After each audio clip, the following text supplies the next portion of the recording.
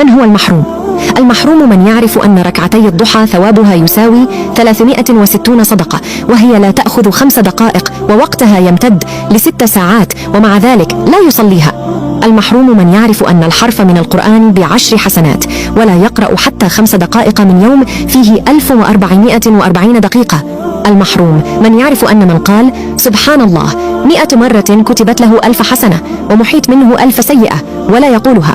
المحروم من يبقى ساعات يشاهد أفلام ومسلسلات في الوقت الذي لا يتحمل أن يبقى نصف ساعة ينظر في القرآن. المحروم من يبقى 90 دقيقة في غاية التركيز مع مباراة، ولا يستطيع أن يبقى 10 دقائق مركزا في صلاته ويسرح ذهنه فيها في كل شيء. المحروم من يعرف أن من قام رمضان إيمانا واحتسابا غفر له ما تقدم من ذنبه ولا يقومه. المحروم من يبقى ساعات يسمع الأغاني ولا يتحمل أن يبقى 30 دقيقة يسمع القرآن. المحروم من يعرف أن التوبة تجب وتمحو كل ذنب قبلها ولا يتوب. المحروم من يعرف أن البخيل من سمع اسم النبي ولم يصلي عليه ومع ذلك لا يصلي عليه.